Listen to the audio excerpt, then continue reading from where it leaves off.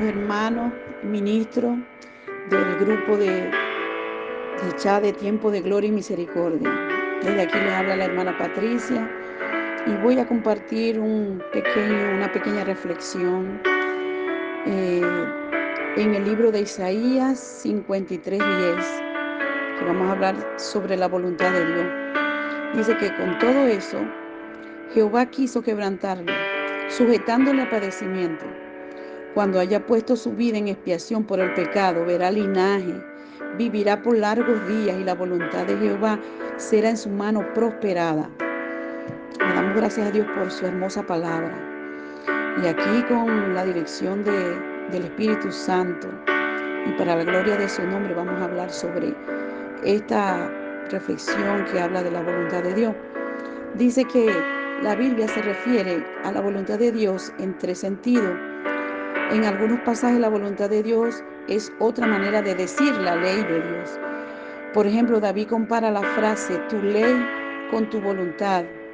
En el Salmo 48 dice David, el hacer tu voluntad, Dios mío, me ha agradado y tu ley está en medio de mi corazón. Hermoso, ¿verdad? Lo que hablaba David. Y dice, por eso la palabra de Dios dice que David era un hombre conforme al corazón de Dios, porque él guardaba la voluntad de Dios en medio de su corazón. También el apóstol Pablo considera que conocer la ley de Dios es sinónimo de conocer la voluntad de Dios. En otras palabras, ya que en su ley, o sea, conocer la ley de Dios es sinónimo de conocer la voluntad de Dios en otras palabras, ya que en su ley Dios da instrucciones acerca de la manera como Él quiere que anden los seres humanos.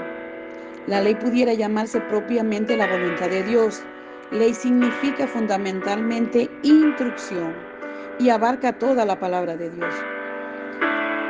También se emplea la frase voluntad de Dios para denominar cualquier cosa que Dios desea expresamente. A eso se le pudiera llamar propiamente la perfecta voluntad de Dios. Por ejemplo, la voluntad de Dios revelada es que todos se salven y que ningún creyente salvado caiga de la gracia. Esto no quiere decir que todo el mundo será salvo, sino solo que Dios desea la salvación de todo el mundo. Por último, la voluntad de Dios puede referirse a lo que Dios permite que ocurra, aun cuando Él no desea específicamente que suceda. A eso se le pudiera llamar propiamente la voluntad permisiva de Dios.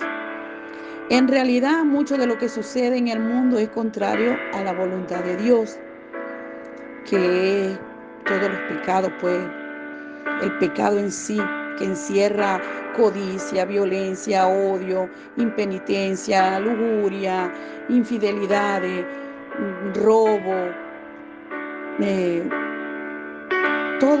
todo lo que abarca el pecado. Dice, pero Él permite que la maldad continúe por ahora. Por ejemplo, el llamamiento de Jonás para que fuera a Nínive era parte de la perfecta voluntad de Dios, pero su viaje en la dirección contraria estaba dentro de la voluntad permisiva de Dios.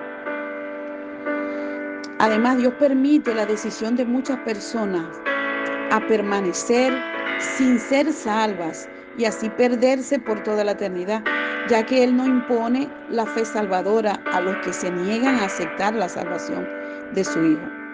De igual manera, Dios permite muchos padecimientos y tribulaciones que le sobrevienen a una persona en la vida, pero no son necesariamente su deseo o última voluntad para esa persona. Así que, amados hermanos, ahí vemos cómo nos damos cuenta todo lo que ha pasado al recorrer la Biblia, al estudiarla, cómo la voluntad de Dios es agradable y perfecta, y que Él es justo, y que Él es piadoso, y que Él es paciente. Así que, amados hermanos, andemos conforme a la voluntad de Dios, practiquemos su voluntad, vivamos bajo su voluntad, que no caigamos de su gracia, sino que amemos su voluntad y que le damos gracias por la paciencia que tiene para con nosotros. Dios le bendiga, amados hermanos. y les guarde.